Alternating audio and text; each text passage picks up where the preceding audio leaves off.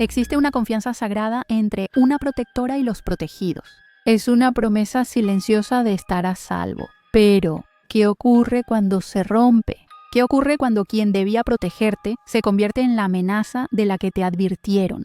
Hoy veremos 2 casos de niñas jóvenes separadas por un océano cuyas desapariciones llevaron a una verdad que, a su manera, era totalmente impensable.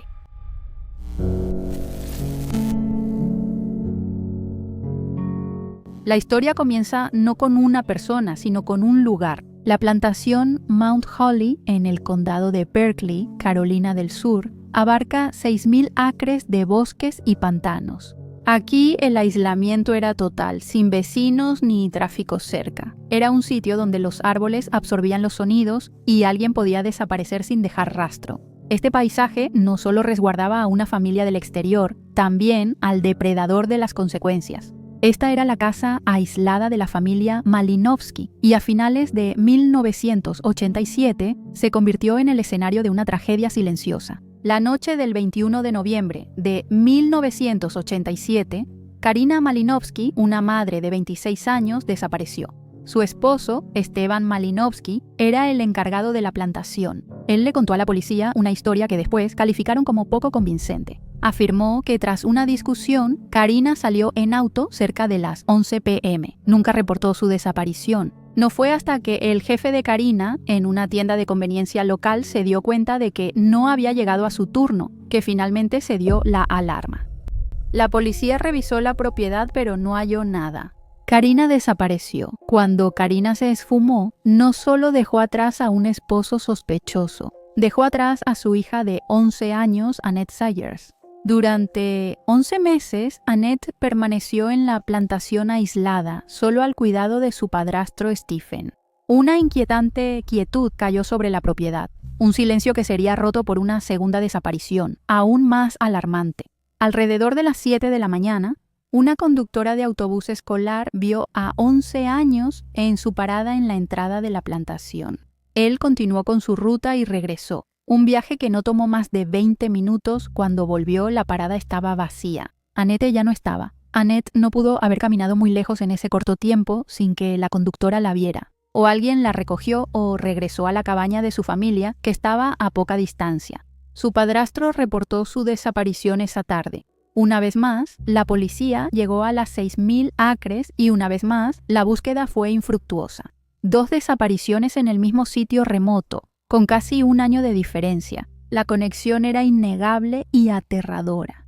Tras la desaparición de Annette, surgió una sola pista impactante. Stephen Malinowski le dijo a la policía que encontró una nota, escrita a mano, en una hoja de cuaderno. Estaba escrita con letra infantil y dirigida a él. Decía: papá, mamá regresó. Dales muchos besos y abrazos a los niños y también a ti. Con amor, Annette. Al principio parecía explicarlo todo. Karina no fue víctima de ningún crimen. Simplemente había regresado para recuperar a su hija. Los expertos en caligrafía confirmaron que la escritura era de Annette, pero esto solo profundizó el misterio. ¿Estaba escribiendo libremente o la estaban obligando?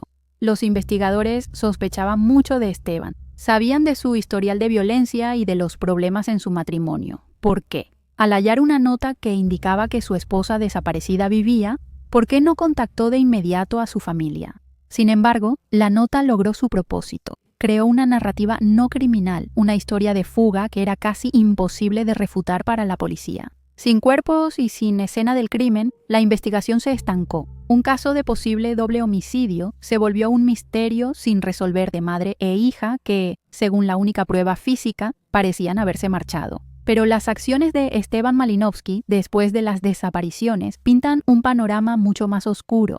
Siempre se dudó de su versión sobre la desaparición de Karina, pero su actitud tras la desaparición de Annette fue inexplicable.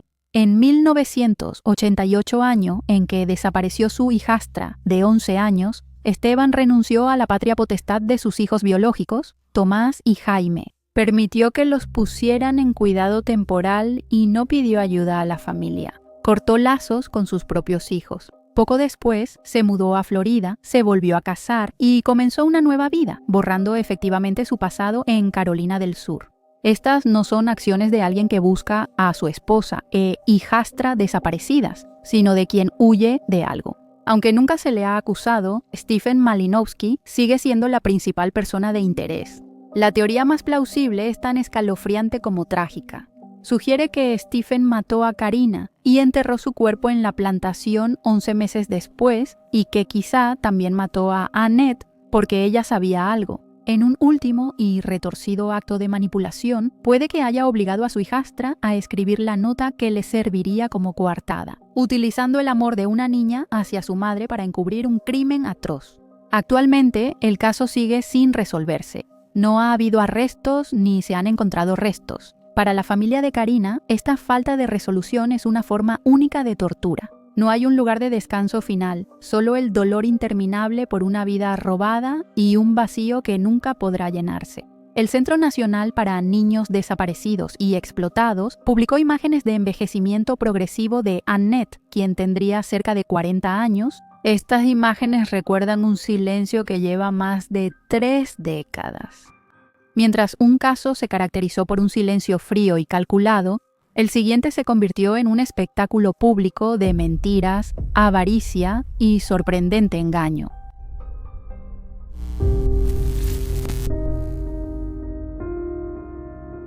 El 19 de febrero de 2008, en la comunidad trabajadora de Dewsbury, West Yorkshire, Shannon Matthews, de 9 años, desapareció después de una excursión escolar a la alberca. Fue vista por última vez cerca de su escuela, a solo medio kilómetro de su casa. A las 6:48 p.m., su madre Karen Matthews llamó frenética a la policía para reportar la desaparición de su hija. Police emergency. I want my daughter is missing, please. Right, how old is she? 9. Yeah. When did you last see her? She went to school this morning. Right, have there been any arguments or anything? No, not at all. No. Karen estaba en el centro de la tormenta. Ella dio entrevistas llorando en la televisión, suplicando por el regreso de su hermosa hija, su princesa. Se convirtió en el símbolo nacional de la angustia de una madre, uniendo a un pueblo y conmoviendo a toda una nación. If anybody's got my daughter, my beautiful princess daughter, please bring her home safe. Esta actuación pública se amplificó por un panorama mediático que, según algunos, mostraba un doble estándar. Tan solo un año antes, la desaparición de Madeleine McCann, la hija de médicos adinerados, dominó los titulares internacionales. En cambio, Shannon, de una zona de viviendas de interés social, solo recibió una fracción de la atención. Esto creó la percepción de que algunas víctimas y algunas familias simplemente eran consideradas más dignas de simpatía que otras. Sin embargo, la respuesta de la comunidad fue inmensa. La policía de West Yorkshire inició una de las investigaciones más grandes de su historia, solo superada por la búsqueda del destripador de Yorkshire. Más de 250 oficiales inspeccionaron 3.000 casas y entrevistaron a 1.500 automovilistas. Los residentes igualaron este esfuerzo oficial. Guiados por la decidida amiga de Karen, Julie Bushby, organizaron grupos de búsqueda que recorrieron la zona día y noche en condiciones heladas, negándose a quedarse de brazos cruzados. Ante la falta de respuestas durante semanas, creció la especulación pública. La teoría principal y más aterradora era que un depredador secuestró a Shannon al azar mientras iba a casa.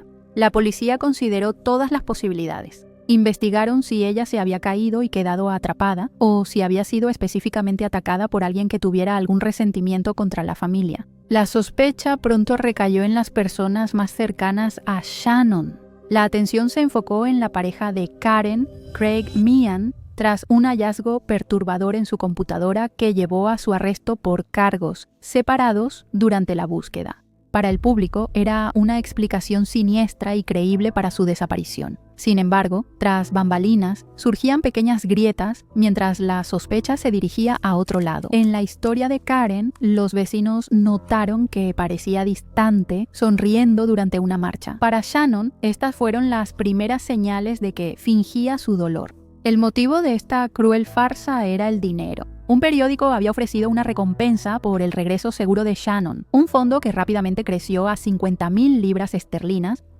La recompensa, pensada para hallarla, fue en realidad la causa de su desaparición. Durante 24 días la comunidad buscó. Una pista policial los condujo a un departamento a menos de 1 milla, 16 kilómetros de la casa de Shannon. Era de Miguel Donovan, tío del novio de Karen. Como Donovan no respondió, los oficiales rompieron la puerta para entrar. Encontraron a Shannon viva, escondida bajo la base de una cama. Mientras lo arrestaban, Donovan pronunció las palabras que expusieron toda la conspiración. «Traigan a Karen aquí, tenemos un plan». La alegría de la comunidad por el hallazgo de Shannon rápidamente se convirtió en incredulidad y luego en furia. La mujer con la que habían llorado no era una víctima, sino de hecho la autora intelectual del crimen. El juicio de Karen Matthews y Michael Donovan sacó a la luz los detalles sórdidos. El secuestro fue fingido para cobrar la recompensa de 50,000 libras esterlinas. El plan era que Donovan encontrara a Shannon, la llevara a la policía y reclamara el premio, que él y Karen luego dividirían. La evidencia era horripilante. El tribunal escuchó que Shannon fue drogada con sedantes para mantenerla callada y obediente durante su cautiverio.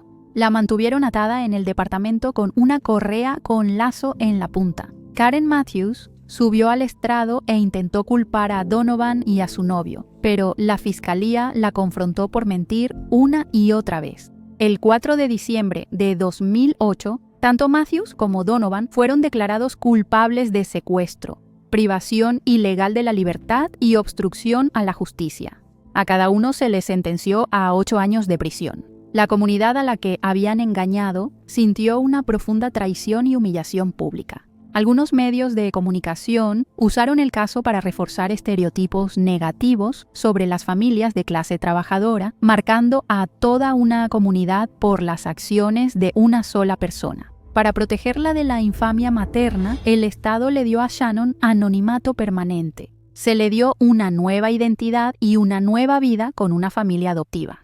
La Shannon Matthews que el mundo conocía fue borrada para su propia salvación. Una revisión seria del caso concluyó más tarde que, aunque los servicios sociales tenían antecedentes con la familia por negligencia menor, el extraño y criminal complot no pudo haberse previsto. Las historias de Annette Sayers y Shannon Matthews demuestran cómo la confianza entre tutor y niño puede volverse monstruosa. Una mentira fue un susurro silencioso diseñado para crear un silencio que ha perdurado durante décadas y permitió que un asesino posiblemente quedara en libertad.